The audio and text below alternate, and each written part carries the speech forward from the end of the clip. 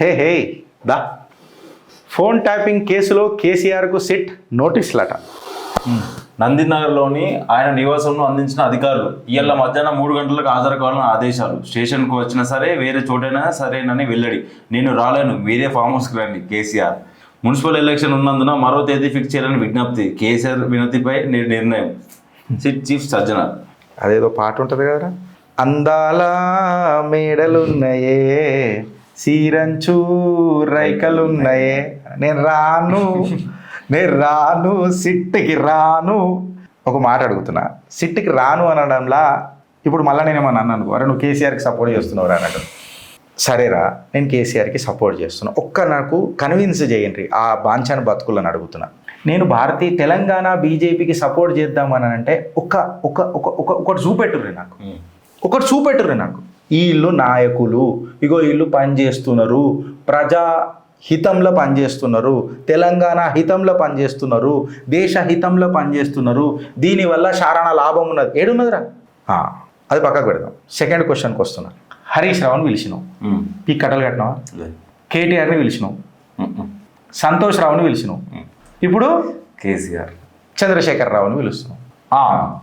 ఇప్పుడు చూడు, హరీష్ రావు వచ్చే, హరీష్ రావు వచ్చే, కేటీఆర్ రామారావు వచ్చే, సంతోష్ రావు ఇప్పుడు పిలువబట్టే చంద్రశేఖర్ రావు.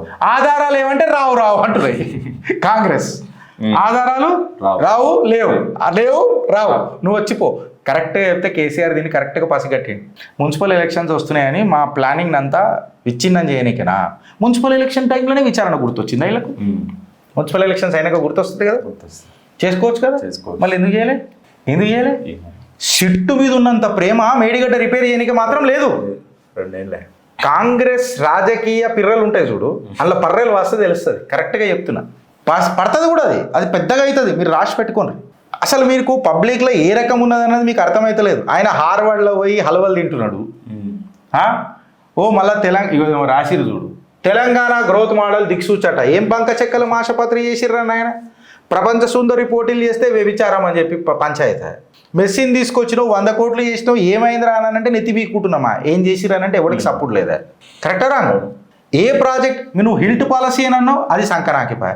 హెచ్యు భూములు అన్నావు, అన్లా కరప్షన్. ఇక సోషల్ మీడియాలనైతే క్లియర్ కట్గా పిలిచి చివాట్లు పెడుతున్నారు అని చెప్పి సోషల్ మీడియాలో నడుస్తున్నాయి. తెలుగు స్క్రైబ్లా, తెలంగాణ స్క్రైబు, తెలుగు స్క్రైబు. ఇలా నేను ఏం మాట్లాడాలి చెప్పు?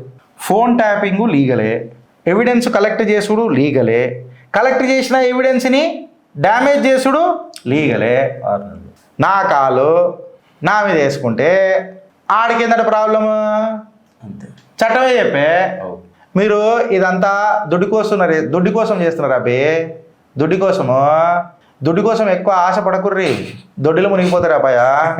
దొడ్డిలా వీళ్ళు కూడా అంటారు, గులాలు చల్లుకుంటా తగ్గేదలే అంటారా లేదా? అంటారు. ఇంకా దీని మీద ఏం మాట్లాడతా నేను ఇది వచ్చేటప్పుడు జర చదివినా, ఒక్క నిమిషం, మళ్ళీ నేను చదివింది కరెక్టా రాంగా నాకు తెలియదు. రామచంద్రరావు దీని మీద కరెక్ట్ మాట్లాడండి, తెలంగాణ భారతీయ జనతా పార్టీ అధ్యక్షులకు. యాక్టింగ్ తప్ప యాక్షన్ లేదు. కరెక్ట్, కాంగ్రెస్ పార్టీ యాక్టింగే చేస్తుంది. నేను ఎందుకు సపోర్ట్ చేస్తా తెలుసా? Is a lawyer by profession. తెలుసు ఆయనకు ఏడ కరెక్ట్గా మేబీ ఆయన మాట్లాడేది అగ్రెసివ్ కనబడకపోవచ్చు, బట్ సబ్జెక్టు సూపర్ ఉంటుంది. సబ్జెక్టు చాలా సూపర్ ఉంటుంది. ఆయన శాసనసభ స్పీచ్లు కొన్ని వినుండ్రి మీరు, సబ్జెక్టు వైజ్ ఉంటే సూపర్. అంటే మీకు ఎట్లుంటుంది, అట్లా కావాలంటే కుదరదు. అందరికీ కుదరదు. పంచ పాండవులలో కూడా ఒక ధనుర్ధారి ఉండే, ఒక గదాధారి ఉండే, ఒక ఖడ్గధారి ఉండే, ఒక శూలధారి ఉండే యుధిష్ఠరుడు. అట్లా నవరసాలు ఉంటాయి నాయకులలో కూడా. కరెక్ట్ మాట్లాడండి ఆయన కాంగ్రెస్ మీద రామచంద్రరావు గారు. కరెక్టా రాంగా నేను మాట్లాడి? ఫోన్ ట్యాపింగ్ కాళేశ్వరపై సిట్ పేరుతో కాలేయపన. ట్యాపింగ్ కాళేశ్వర సిట్ పేరుతో నేను అదే హెడ్లైనే చదివినా. కరెక్ట్ మాట్లాడిండా లేదా? ఇది వాస్తవం, ఇది ఫ్యాక్టు. ఇక మీ ఇష్టం కదా దాని తర్వాత.